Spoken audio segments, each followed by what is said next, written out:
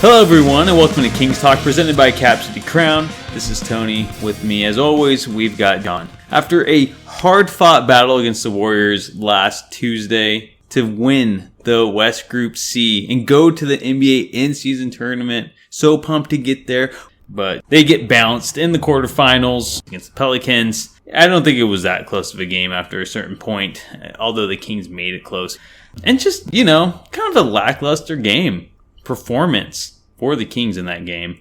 John, how are you feeling? How you upset that the Kings will not be the inaugural NBA Cup champions? Well, I think they should be a little upset because, that would have been really good, practical experience for the playoffs. Those are basically just a bunch of little simulations of Game 7 scenarios.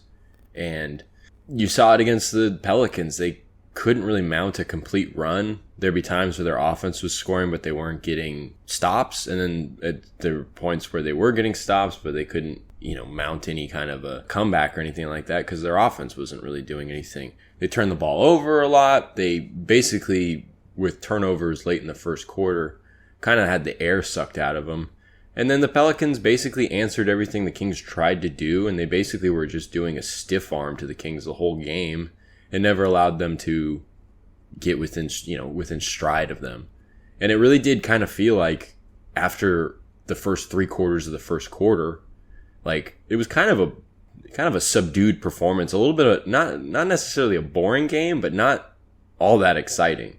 The Pelicans really held them at bay, and it was kind of one of those things where the Kings really could have benefited from that experience, and in losing in this way, it kind of does set up a situation where you're kind of looking at this team and going are they legit championship contenders? And there's a multitude of reasons why you could ask that we'll get into. I know they seem like they are championship contenders as long as they don't face the New Orleans Pelicans in the playoffs, because they have our number. 3-0, and they just seem to the games were close at points. Not that first game. That was a terrible game. The second and third game, they were a little closer, but it just seemed like the Kings didn't have an answer for them. The length of the Pelicans was just a glaring issue for the Kings, and they really contained Fox.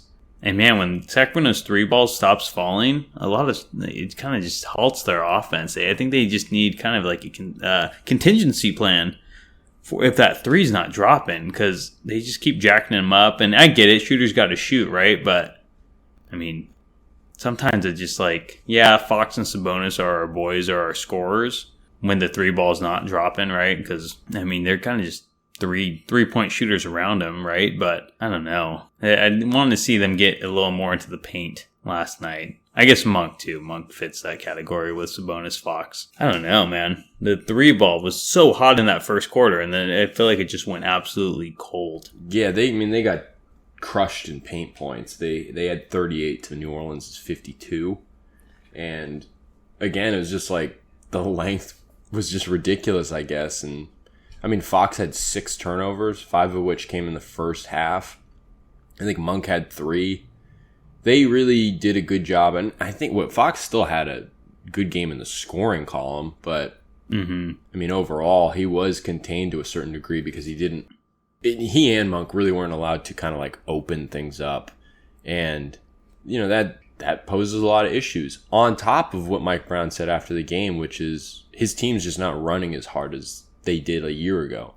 And, we spent a lot of time at various points in this early part of the season saying with all this emphasis on defense and everything like that, it's really affecting the offense. And, when you're not running hard, that might be one of the biggest diminishing factors to the offensive production, because they're supposed to be one of the best fast break teams in the league, and they're in the bottom 5, I think, in fast break points, and they can't produce better threes by running hard in transition, by trying to get downhill and go towards the basket. It creates the spray threes, which are huge parts of this offense, and they're not able to do that, and it diminishes them both inside and outside, and overall their offense just doesn't look as powerful when they're not running as hard. And it kind of raising that question of in terms of being a playoff team, in terms of maybe potentially winning a playoff series, of course the Kings can do that. But if we're talking about championship ambitions, I mean, there's a lot of concerns when you start putting that as the goal. And one of them is them trying to balance that two-way effect where they're a slightly above average defense and maybe a closer to the top 10 offense. And it's hard to find that balance. And you can see it in the way that they're moving. I mean, the pace is so important again to this team. And it's just been it's got its hands tied behind its back. It's doing other things. And so maybe the time off is going to be a good thing for them, you know? Give these guys an early rest into the season. I know they've only been playing basketball for less than a month and a half, but you know, a break's better than no break, I suppose. So unless you're trying to win the NBA Cup, but it's not a bad thing. I'm not, you know, championship's always a goal. I wouldn't say the NBA Cup is. I'm still, you know, a little upset. Not like upset. You know, I'm bummed that they got eliminated in the first round after going 4-0 in their group. But yeah, you know, like you were saying, the Kings are showing. I mean, that's the most important game they've had in December probably ever. And they just didn't look good. And I don't know, is that concerning for the playoffs like you were talking about? I get it. It's only one game series and unlike the best of 7 in the playoffs, but still you expected to come out with a little more, what's the word? Like energy. And they did come out energized, but they kind of fell off quickly. So I don't know. What's your biggest concern over the loss against the Pelicans in the quarterfinals? I mean, just the fact that they look a little gassed and beat up. I mean, they are. And again, like they asked De'Aaron Fox after Monday's loss if a little bit of time off would be good for him. Because we talked about it last week. Like, you know, rhythm is huge in basketball. And, you know, getting that week off might be bad for a lot of teams, or it might be looked upon as kind of a bad thing. And Fox was like, yeah, anytime you have extended time off before a game, it makes it harder. But given the circumstances of where they're at in terms of their adjustment, like, they need that. And also, Fox's ankle is obviously still bothering him. He said after the game on Saturday that his ankle was limiting him a little bit. And, you know, he's won 2 Conference Player of the Week since coming back from that ankle injury, but clearly there's still something kind of holding him back there. He's not clearly 100%, and who is 100% sure, but, you know, you could see it in other ways in that Denver game. He's talking about his ankle bothering him in that game. You could see it on the defensive end. He had like a slow contest. I think he forced help a few times that produced easy shots for the opponent, and he was not as quick getting around or through screens. You could see him kind of limited a little bit. So I think it's funny for Fox. I mean, he's such a competitor. He's going to say that, you know, not having the ability to kind of stay in a rhythm is going to be hurtful, but I mean, ultimately, it might help him more than anybody. I mean, the only person it might help more is Keegan Murray, who's clearly still not 100% from his back injury. Left in the second quarter of the Pelicans game before coming back in the second half, but was getting that lower back treated all game on the bench with like the heating pad thing. And, you know, he said, I think after the game, you know, it's not that he re-aggravated it. It's basically just the same. So that's almost to say that it really never got better. 100%. And then, you know, Chris Duarte missed that game with a sore knee, and he didn't play in the game prior. He wasn't on the injury report for that game, but you have to think that there's a possibility that that's tied to a knee thing. So, like, rest is clearly going to be good for them. But it then raises the question of, like, well, are they going to have to, like, they're going to have the All-Star break again, but are they going to be a team that relies on breaks? Because as good as a break could be for them, how far is that going to take them? Is that going to give them a 3-week jolt where they play great and then start feeling it again? I mean, that's like the question. It's like, how sustainable is this going to be? Is this like a yearly, like a 1-year process where they're going to have to adjust and be ready next year? Or are they going to all of a sudden whip into shape and really take advantage of a week off? I mean, that almost seems kind of optimistic, you know? Because, like, you start talking about the help of having time off, it's just like, well, are you going to need that all the time? Because you're not going to have that, especially come playoff time. Yeah, I don't know. I mean, I hope it doesn't affect him too much. Just, you know, and it won't affect him in the sense that, you know, I mean, taking in breaks, I think it will help them with all, you know, these kind of lingering injuries that the team's facing right now. But, you know, I get what you're bringing up. I don't know. I don't see it as that big of a deal. I mean, of course, any team's going to play better, like a little more energized after a week off. I don't think they're going to be relying on it. Like April's going to come. They're like, oh man, I really wish we had another week off. I mean, they know what's ahead of them. They know that they won't have another week off like this until the All-Star break, and then they know after that they won't have another week off until the season ends or the postseason ends. So, but I get what you're saying. Like, are they just going to come out really well after this break, play super well until they near the All-Star break, play worse, and then play better after it? I don't know. I personally don't think it's going to be the biggest issue, but I mean, they'll probably play a little worse the farther from the breaks they get. So, yeah. I mean, that's the troubling thing. Now, of course, it's a process of getting to the top. So maybe if you're being 100% realistic, you're not really betting on the Kings winning a championship this season. But if you are, you have to be troubled by the fact that, you know, when it comes to winning a championship, you got to be pretty damn good on both ends of the floor. You have to bring it at a point in the season where, again, like you said, you're far from any rest time. And the Kings just haven't even proved that they can really kind of produce that way at all. And maybe they do after a break, but it's just like, if they can't do it now, if they're not showing that they can kind of like continue to progress without needing kind of intervals of rest, it's like that just doesn't bode well for their chances beyond a round one situation. So I don't know. I just think that feeds into a lot of the different concerns that kind of come up in terms of the grand scheme of this season. But it just seems kind of like one of those things where it's like, you know, Mike Brown says all the time, this team's capable of being an above average defense and a pretty good offense. But the timeline on that is really the one in question, because the further and further you go into the season and you don't see it, and you start seeing them look a little tired, look a little gassed. They always struggle with back-to-backs. You know, it's like one of those things where it's like, do they have it in them? Do they have it in the tank to be able to do that?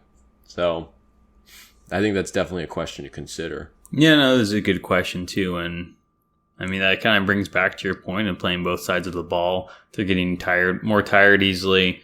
Because I don't remember back-to-backs being this big of an issue last year. I thought they were actually kind of decent in the second game of back-to-backs. I don't know. I don't have the stats on that. But I don't remember them being this bad where they just look absolutely terrible in the second game. But I don't know. Maybe it's... Yeah, and they looked horrible, too. Like, you cite that first New Orleans game down in the Big Easy. That was a road back-to-back. They looked horrible. They played the Clippers this week on a back-to-back. Sure, they were emotionally spent from the Warriors game, but it's like they were abysmal. That was just such a... you could tell early on that they had no chance. Now, granted, James Harden had his best game as a Clipper up until then, but I mean, the Kings just were lifeless, and it's just like, again, these guys get spent. They get gassed, and you can see it. Yeah, and maybe that's like a coaching thing that needs to change. Is that if Brown, and like I said, there's nothing wrong with more defense. Like, defense wins championships. If the Kings want to be a real title contender, then their defense is going to have to get better. But is Brown going to have to, I guess, kind of switch up this offense a little to slow down their pace, to slow down their fast breaks, maybe not be so reliant on that? Because, again, their defense looks better this year. And you can tell they're putting a little more defense in it at points, but I mean, they're slowing down on the offensive end, like you've said, and they're just getting more fatigued from playing both sides of the floor harder. I don't know if he wants them to put so much energy in the defense, which he should. Is he gonna have to slow it down on the offensive end? Maybe go a little more half court than up tempo. Yeah, but then now you're talking about offensive problems getting worse, because I mean, this team is playing its best offense when it is running the floor and opening things up with pace. So, I mean, this is just... But how sustainable is that, though? I get it. They are playing their best. I mean, of course they are. But if they want to... But they're getting fatigued. Their defense either lacks or their offense lacks when they're putting more energy in one side. And if Brown really wants to focus on this defense... I mean, then I'm not saying the offense has to suffer, but maybe their pace is going to have to go down a little, and they're going to have to score less points per game. But play a more maybe not more, just closer to the half court, I guess, type of tempo. Either way you cut it, it's just they're not championship contenders. That's just not it. You got to win it with both. That's true. And that's why it's just like, it's a long process. And that's kind of a good transition to appraising Keegan Murray's year 2 so far. Because we talked about it all summer and coming into the season that, a lot does depend on Keegan Murray's development. How far the Kings can go depends on how far Keegan goes. Because, they look at him as being kind of that third star, potentially. Obviously, I don't think they were expecting him to jump right into that and do it perfectly. But in terms of kind of being more of a creator, be more of an offensive threat on his own, we just haven't seen that. And I know he's dealing with the back injury and everything like that, but when you start seeing the length of New Orleans bother guys like Monk and Fox, and again, they both had pretty good, I mean, Monk more so because he had an efficient night and scored, I think, 21. And, they were fine in the scoring column and all that, but again, it was about that kind of creation for other guys. And nothing really happened, and it would have really been kind of a situation where, with the ambitions for Keegan Murray, you'd like to see that be the type of game where he kind of steps in and makes a bit of a difference. I mean, the Kings never really looked like they were making a complete run to actually retake the lead in that game, but it was still a manageable deficit. I mean, I don't think the Pelicans ever increased their lead above 15 points, and there were points where, the Kings got it down to single digits and were in a position to attack. And had you gotten a little bit more self-production out of Keegan Murray, that'd have been great. Now, I'm not saying that he should have done that or that he's even capable of that, but it raises the point that it's like, in a lot of ways, the Kings can only go so far as Keegan Murray can make the leap he wants to make. You know what I mean? Mm-hmm. And it's just like, how long is that going to take? And again, yes, the back injury is a factor, but even before the back injury, it looked like a lot of ironing out was needed. I mean, in terms of his hesitation, sometimes he looks unsure of himself. Sometimes his drives to the rim are not impressive. And I don't know. I mean, like, it's a lot to tie together. He's doing things on both ends. I mean, he's almost a microcosm for the team in that sense, that he's trying to do, more on the offense than he did in his rookie season, while also trying to do a lot on defense. And he has done a lot on defense, but you see him shooting, I think, below 40% from the field and around 30% from 3 this season. I don't know. I mean, like, in terms of kind of taking this time to assess whether or not the Kings are legit championship contenders, I think a lot of that has to come with being realistic about where Keegan Murray is at in his development. And can he get to where he wants to be? I think so. How soon is that going to happen?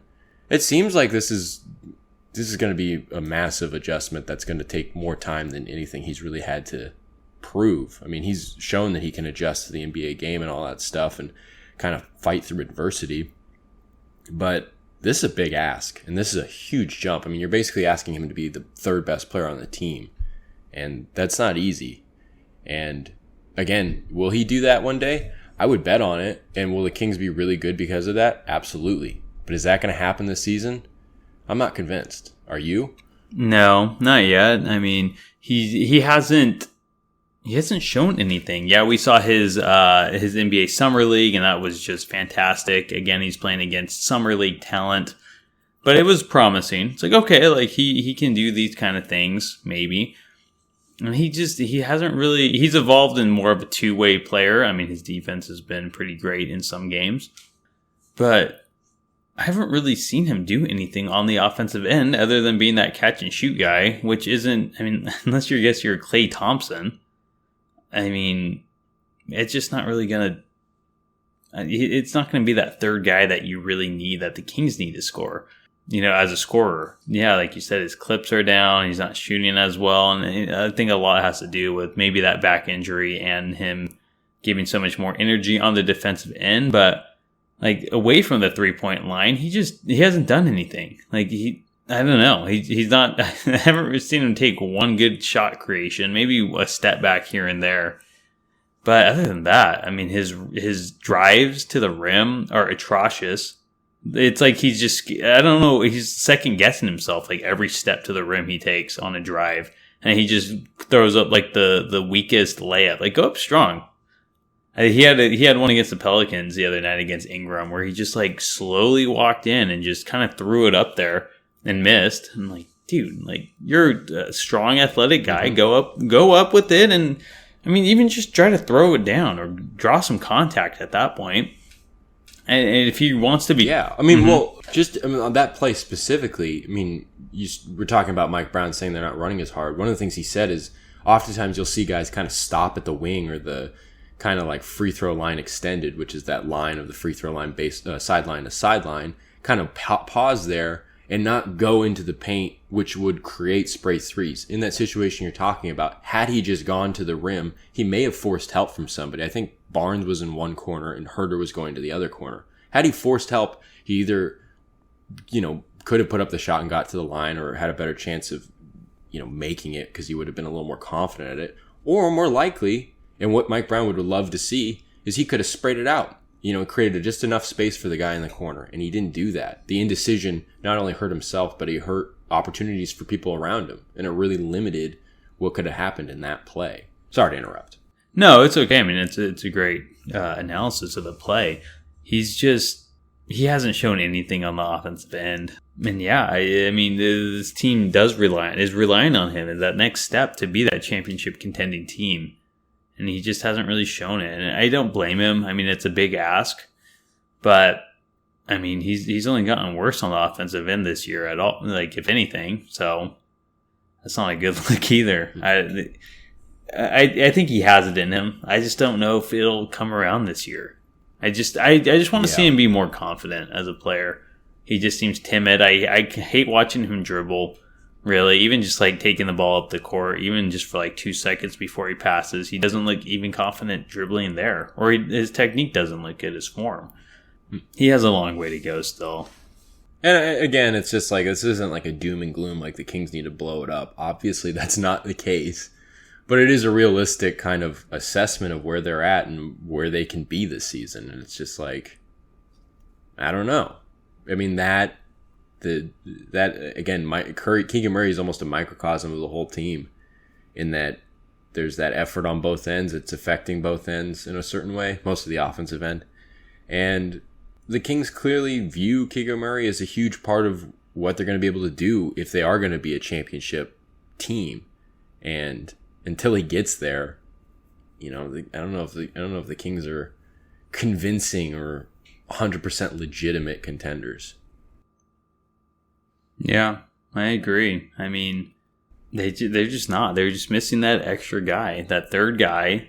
Monk's been great, and we'll get to him in a second.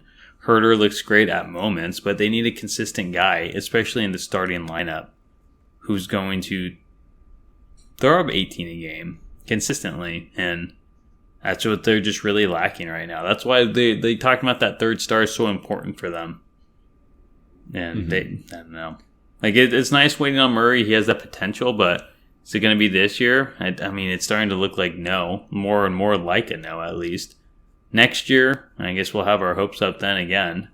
But he just, I don't know. I just want to see his confidence get up. And everyone, I think I hear Brown talk about how, it's like he might not look like he just has the same expression, but, he's a killer. And I think, maybe it's not Brown, but I don't know if it's players or who says it. But it's like, no, I think it is affecting him. He's just kind of like he just comes off as kind of a quiet guy, and it just kind of reflects, his game really reflects that. He just needs to just be more confident and bold. I don't know. I'm not sure. Yeah. But, before we transition to maybe a more positive topic, I think this is a good opportunity to bring up, we're talking about Keegan Murray here, and there'd be a lot of people that would go ahead and point to Harrison Barnes, who I think only got up 3 shot attempts on Monday for 4 points. And, I think there was a point a couple weeks ago in November where he had a 5-game stretch where he looked particularly, unspectacular and kind of just there. And there's been times where he kind of looks like that, but I do think that over the last couple of weeks he's looked a little bit more engaged and having these lapses where he makes like a silly mistake or looks slow on defense or something like that. I think his defense has been pretty solid. I mean, like he did the best he could on Zion, and I think him and Sabonis were better at accomplishing double teams on him. But it's fair to bring up the point that Harrison Barnes doesn't really produce. I mean, he's the third highest paid player on the team. He, any scorn or ridicule he gets for not producing, I think to a certain extent is fair. I mean, we've done it. A lot of people do it. It makes a lot of sense. He's a starter. He's a veteran. He's paid like he should be producing.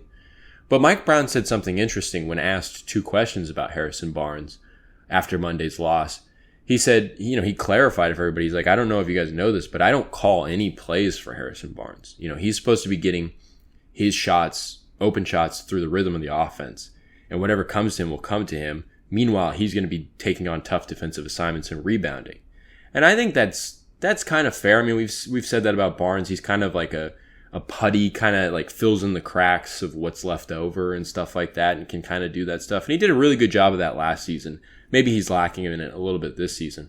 But I almost want to ask the question, he's a veteran. He's proven to be a pretty good scorer and a good catch and shoot guy. And he is the third highest paid player on the team. Do you think they should be calling plays for Harrison Barnes? I mean, I don't see why not. How many points did he score against the Pelicans? 4? 4, yeah. Yeah, it's like, I get it. I mean, Barnes gets a lot of flack, right? Because he goes through these stretches where he puts up games like he did last night. But again, how many shot attempts did he have? 4? 3. Just 3. 3. Yeah, exactly. So, I mean, it's hard to dog on the guy from what Brown said, right? He's not getting drawn up any plays. So it's like, why? He's only shooting it 3 times. It's not like Barnes is a guy who's not going to shoot the ball if he has an open shot. That dude shoots the ball. He's just not getting any opportunities to make plays. And I mean, yes, draw this guy up some plays, or just, it doesn't have to be like a crazy play. I think he's great in the low post. I mean, maybe make that a focal point, especially when the Kings need a bucket. There was a couple times in that Pelicans game where the Kings were getting the stops they needed against the Pelicans, and they could not buy a bucket on the other side of the floor. That's when Barnes, I think, is at his best, really, is when the Kings need a bucket. He'll go in that low post and he'll draw a foul. And I get that's not a shot attempt technically, right? Unless he makes it an and one. But it would have been helpful, really. And especially Herter, he seemed to go cold from 3 as the game went on. Barnes, I mean, the dude can score. He threw up, 15 in the last 4 years with the Kings. He could do that easily this year. I get it. They want to give Murray more looks. They want to get Herter more looks, or maybe Herter the same amount. But, I mean, get Barnes involved a little more, because, I mean, they could have definitely used some of his offense in that game against the Pelicans, and they chose not to. And it also brings up another question. If they're not going to bring up, or they're not going to draw up plays for Barnes, it's like, why do we resign him then? Wouldn't you rather have just gone for a more defensive-minded small forward / power forward in free agency last year?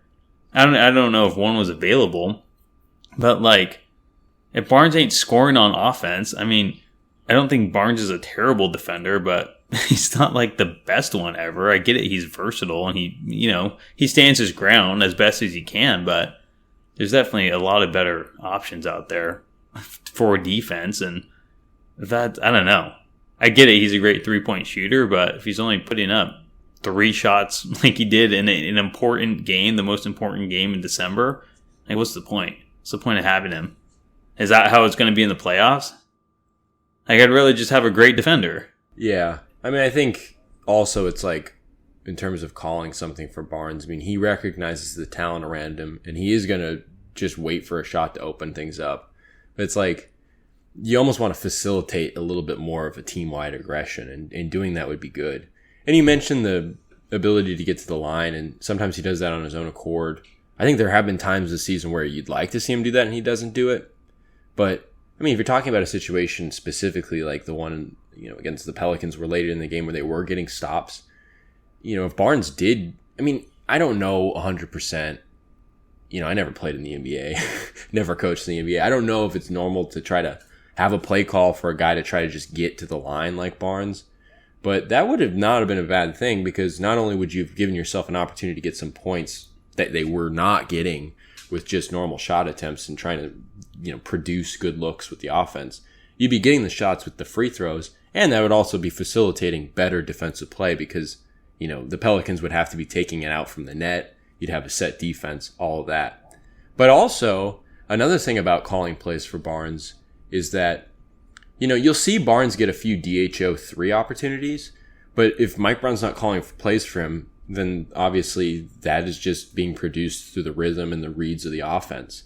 But he does call DHO 3s for Kevin Huerter and Keegan Murray.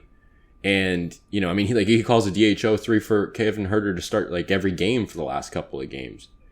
So maybe doing that for Harrison Barnes wouldn't be such a bad thing to allow him to kind of build a little bit more of a rhythm. Because sometimes you'll see him hit a 3 when that kind of is produced at one point. You'll see him hit a 3 or 2 early in the game. But then maybe that 3-point rhythm doesn't really kind of sustain itself throughout the remainder of the contest. So maybe getting him more involved or calling plays for him more throughout the game. And it doesn't have to be a lot. It could be 1, 2, 3 a game. Maybe that would help him. And again, it would facilitate his aggression, facilitate his rhythm, and really facilitate the whole offense. So it's got to be something to maybe consider. Yeah, it really does. He's more than capable of scoring. He has a good track record. The dude can score, like I said, 15 a game if he was given the opportunities. I understand the need to get Murray and Huerter to score. They have a higher ceiling, but you can't just throw Barnes on the back burner and then get mad at him when he's not shooting well or not scoring a lot of points. He's not really being set up to succeed on the offensive end of the floor. So, Barnes is going to be a vet. He's going to knock down 3s still, but, he's better than that, and I think they should give him more opportunities. I think so. But, we were talking about Keegan Murray a little bit, and he's got a ways to go before he can become that top 3 player on the team.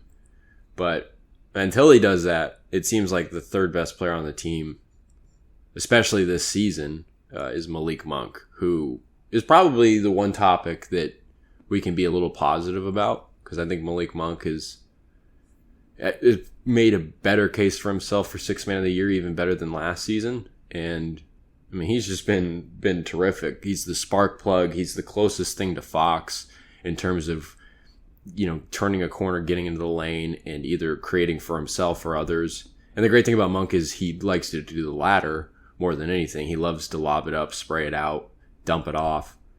And, he's also a lot like Fox in the sense that he's actually leading the team in clutch points this season. I believe in total clutch points in the league, he's number 10. So he's in the top 10 as a bench player. He's the only bench player in the top 10 in terms of clutch points. I got a couple of questions about Malik Monk because we don't need to sit here and celebrate him. Everybody knows they watch him, and he's terrific. He's a fan favorite and raising his standing and reputation around the league for a reason. But it's one, is he on his way to winning Sixth Man of the Year? And two, it being a contract year, and essentially I would believe that the Kings would really want to keep him and he would want to stay with the Kings. How much is he going to get paid this offseason? Yeah, a good amount. At least $20 million, you'd think, right? Who's the Malcolm Brogdon won the Sixth Man of the Year last year, and I know he wasn't on a contract year. And he's getting paid $22 a year, but that's on the contract that he signed with the Pacers, I think, to be a starter.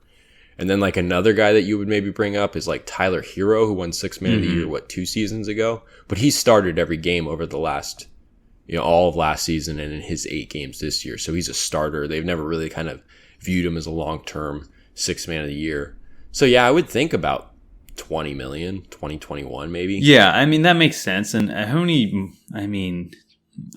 he's obviously not, he doesn't have starter minutes. I want to see how many minutes Monk's putting up a game this year, because he's only throwing up 25 minutes a game. I'm surprised.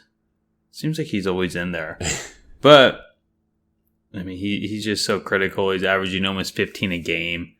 I don't know. I want to say around 20 million. I think getting to 25 as a Sixth Man of the Year, throwing at 15 points a game, it is important. But I feel like I don't know. The NBA money is always so weird to me now. Like, how much is Jokic making? Like, close to 60? Like, that's crazy. That was so different, like, even 10 years ago. So, I don't know. I want to say around 20 million as a six man, as like a top tier six man of the year candidate. He should be making, I think, around 20 mil. I don't know how that works with salary going forward. I'm assuming the Kings are factoring in keeping him, but I mean, he deserves it. He's been the third best player all year. I mean, at points, he was the third best player last year on the team. But man, yeah, I mean, like you said, he's been so clutch for this team, and it shows in the numbers. I mean, even that shot against the Warriors, that game against the Lakers where they went to OT, he's just been crucial down the stretch. And I mean, sometimes I'm like, man, I'd rather have this guy taking the shots. His 3-point shot has looked absolutely marvelous this season.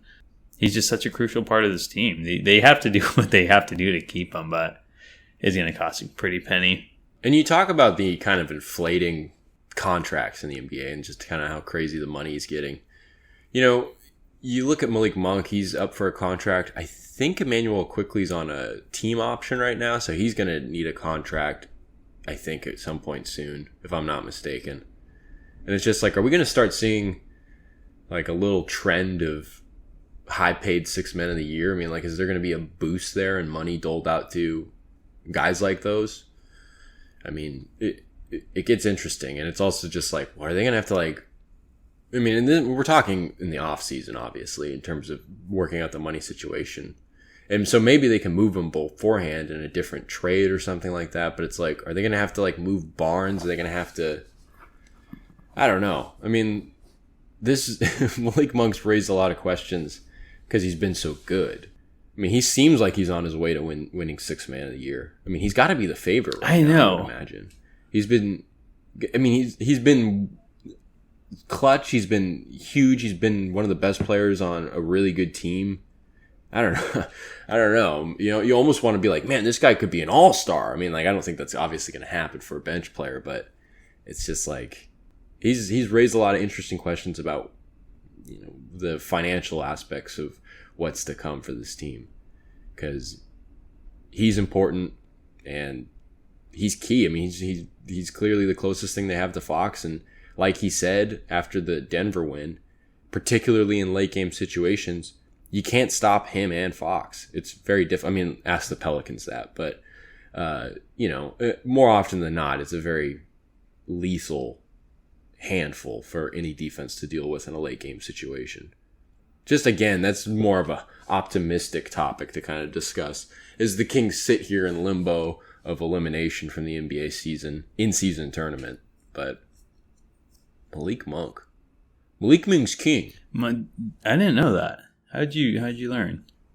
I don't know. I feel like there's some like voice in my head that just says that all the time. Mark Bones Jones. That's what they called him in college. I learned the other day. I don't know. It probably took way too long to learn this as a sports fan, even a guy who doesn't watch UFC. But I mean, obviously, I know the name John Bones Jones. I had no idea he was Chandler Jones's brother. I didn't know they were brothers. Oh, yeah. I feel like I had heard that. I feel like they say that whenever Chandler Jones is like on a primetime game. Chandler Jones. Where was he forever? Cardinals? Yeah, Arizona, I feel like. Yeah. Chandler Jones, you know? What a guy. Chandler Jones is just going to take over from Mark Jones calling games.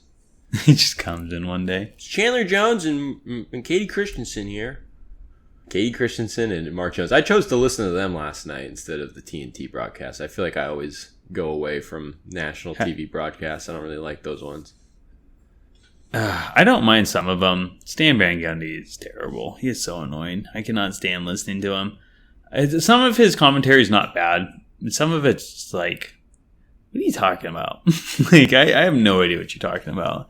But, I mean, it was kind of a bad game last night all around. So I think he was just extra annoying. All right, we got just all these turnovers. Yeah, I get it, dude. I see it. It's kind of sloppy basketball on both ends. At a point, it kind of got better late in the game, but I don't know. I can't even tell you the other guy's name on the D&D broadcast. It's Stan Van Gundy and the other guy. Yeah, I don't know who that guy is that calls those games when it's not, a big name. But Stan Van Gundy, you see that bar over there? I got thrown out of there last night. I just want him to say some crazy stuff. He just seems like a crazy uncle or something. He's, I walked into that joint naked and they told me I couldn't be there. That's ridiculous. Remember when the Pistons hired him as the coach and the GM? Yeah, how'd that go? How desperate are you guys? It's like, really? Why? Yeah, it's like, look what he did when Dwight Howard was one of the most dominant players in the league. Isn't he such a great coach? I'm sure he's a decent coach, but it's like, yeah. I don't know. Maybe come bring him in as the head coach and president of basketball operations when he has somebody like Dwight Howard, early 2010s Dwight Howard, or late aughts, early 2010s Dwight Howard. What's up, Stan? I like his brother better. Jeff, he got laid off, right? Mike Breen, Jeff Van Gundy, and Mark Jackson, right? They all got laid off except Mike Breen. And they brought in Doc Rivers. And they promoted Doris Burke. Now they got Doc Rivers. Interesting. Doris Burke's not bad, but Doc Rivers has got to be kind of annoying. Yeah, I don't know. I don't really like Doc Rivers. He has a very deep voice. I'm not saying that's the reason I don't like him. It is very deep. How does he talk? He's got does he because I feel like whenever he was coaching, he'd always lose his voice in the second half. Okay, we gotta do this thing. He's just hoarse as hell. And I would just imagine him doing that during the game. His voice is fine in the first half and it's just gone in the second half. That'd be funny. Yeah. Doc. What a guy. His son-in-law is Seth Curry. Yeah, it is, huh? That's crazy. It's funny, these royal families in basketball. I know, for real. Where's Seth Curry? He's still in Philadelphia too? I don't know. Isn't he is he with Dallas? Is he still with Dallas? He get traded to Dallas? He's back with Dallas this season. Okay. Seth. I don't know. Seth Curry. He's just lucky his brother Steph, or he'd be a nobody. It's just so funny that Steph Curry's got the baby face and Seth Curry just looks like a bum. Dude, I know, for real. Seth Curry doesn't. Freaking bum. Seth Curry looks like the type of guy that would stop you on the street and try to bum a cigarette off you. Hey man, can I get one of those? No, get out of here, you bum. Steph definitely got the better face genetics than Seth. Yeah, Steph looks a little more like his mom, and Seth looks a little too much like Dell. Dell the Curry. Double Dell. Wardell. Double Dell, dude. I just had a Double Dell on Saturday. Best Really? burger and fast food. The Double Dell at Del Taco. You heard it here first, folks. Go to your local Del Taco. Tell them Tony and John sent you, and you'll get a free Double Dell. Yeah. And then comment what they say. Yeah. In fact, record the video and send it to us. Oh my god. But I guess one more topic for today. Uno mas? Uno mas. Because we don't live mas. We're about that Del Taco life, not that Taco Bell life. Uno mas topic. Trey Lyles got into it a little bit with Jonas Valanciunas, kind of battling with him in a box out situation, and they were kind of chippy going up the floor.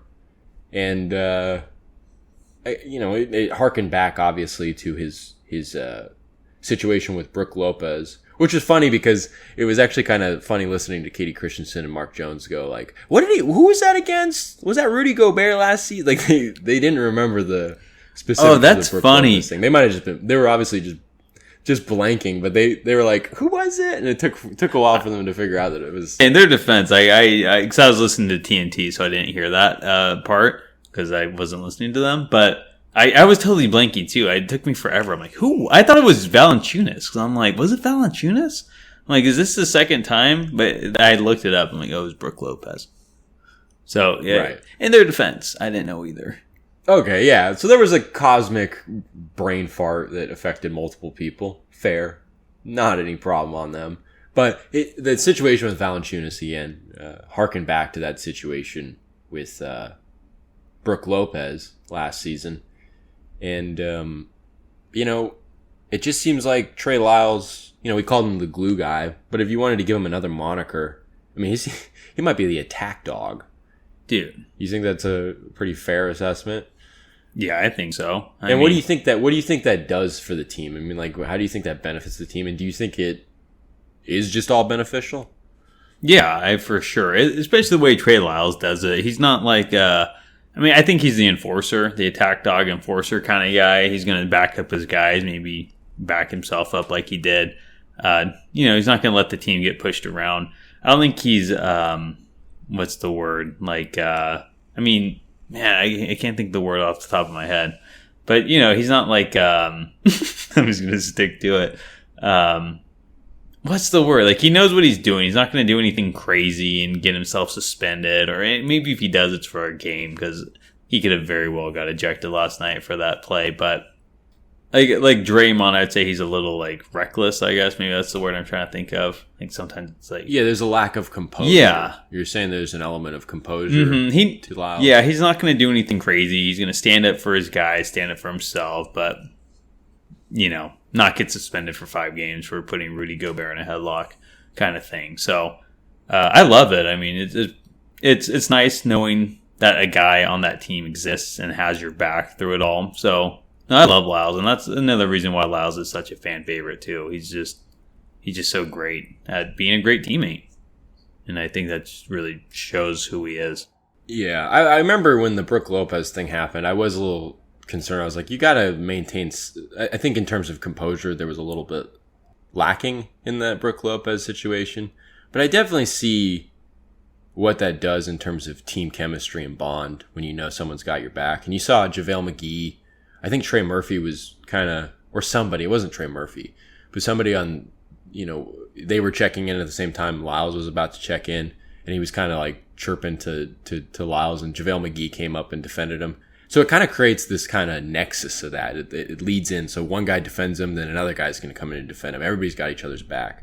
And also it's just like, you got to kind of give Lyles some respect, because, after the game on Monday, Trey Murphy was like, asked about that situation with Lyles and Valanciunas. He was like, there wasn't going to be anything happening. We all know who the big dog was in that fight.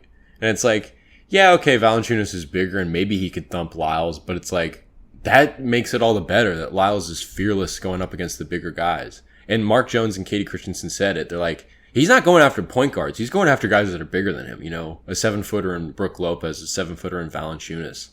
And it's just like, that feeds into it even more. The fearlessness, I'm bought into what me and my teammates are trying to do. And we're going to go ahead and command the respect that we deserve and make sure we're heard and people know where we're at. So, yeah. And that's awesome. And it was also funny because on the NBC broadcast, they had that thing where they talked to Matt Barnes early in the second and early in the fourth. And in that second quarter, they were asking him about Alvarado and whatnot, because Alvarado was a pest, and Mike Brown said he changed the game in a big way, and he did. But they were asking Matt Barnes, like, what would you do about Alvarado? And, Matt Barnes in typical Matt Barnes fashion was like, well, you just got to make him know that you're there. Someone's got to like run through him, just kind of like remind him of where, what this thing is and all that stuff. And, in terms of embodying that kind of gritty, fight, Trey Lyles does it pretty well. And again, he's not doing it against a small guy like Alvarado. He is taking on the biggest of the big. So, even if I had some questions about composure in the Brook Lopez thing, this situation with Valanciunas does kind of highlight the fact that it's like, man, Trey Lyles is commanding a lot of support and respect from his teammates, and that's got to be something that they feed off of. So being the attack dog, I think, is a little necessary. And we've talked about it a little bit before, like who can be that enforcer and whatnot. We've seen Fox be an enforcer and kind of do stuff like that. And I think you needed like a supplementary guy like Lyles to kind of help bolster that sort of mentality within the team. So in terms of Lyles being a glue guy, he just continues to do it in so many ways. Yeah, he's great at that. He's the ultimate glue guy. And that's why I said, I think he's like one of those pieces that he's an untradeable piece, because he just, the intangibles he offers for a guy that his role is not maybe the largest, still an important role off the bench in basketball terms. But what he does off the court's, even more important per se. And it's, it's great. You can't get rid of that. Yeah. He is a fighter. It's like also one of those things where it's like in terms of being a fighter, like he just in having your teammates back. I always harken back to the fact that when Fox, at first didn't get the All-Star nod, of course, eventually he got basically one of the reserve spots or whatever. But when he didn't get the initial bid, Trey Lyles was like the first one to go to social media saying that this was bullshit. And again, I don't think there's enough that can be said about that. He's just, the team obviously has a good bond, but he kind of like adds a little extra spice to that. And that's huge when you start talking about the heat of competition and whatnot, and staying together. No, it's dude, Trey Lyles. Everyone loves Trey Lyles. It's a Trey Day.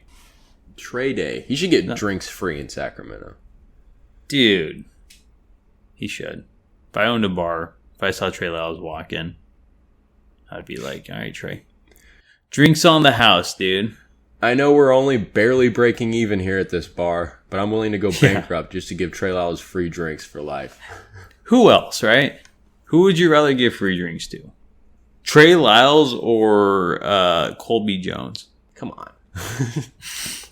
Come on, with a name like Colby, you gotta get out of it. We don't serve your kind here. People named Colby, we don't serve your kind.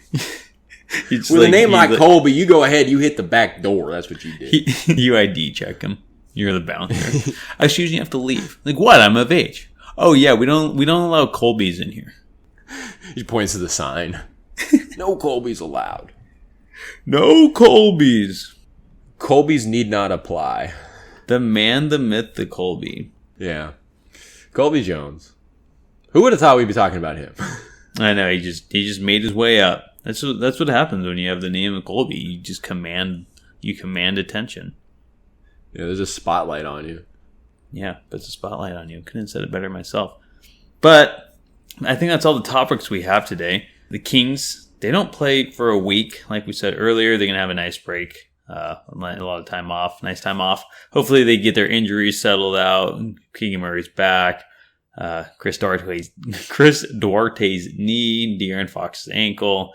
Hopefully they come back 100% again on Monday against, I don't know, who do they play on Monday? Do you know? Because I don't actually know off the top of my head. Oh, you're a Kings reporter? You don't know? One second. They play Brooklyn. Brooklyn in the first of a back-to-back against the Clippers. Oh, great. The Clippers on another back-to-back. Yeah. Great. And they'll have to go down to LA for that one. By God. Well, that'd be a good test for the energy and the whatnot. It will be. That's a good point. I mean, you'd rather them come in straight to a back-to-back after having the last 7 days off. So, who knows? Maybe it'll be helpful. Yeah. But until then. Well, is that it? Yeah, you don't want to cap it with anything else? Well, I was gonna do the close, but until then, have a good one. You do it. I want to hear you do it. No. Well, I want to thank you as always for listening to Cap City Crowd, and until next time, have a good one. We did it, baby. Oh, whoops.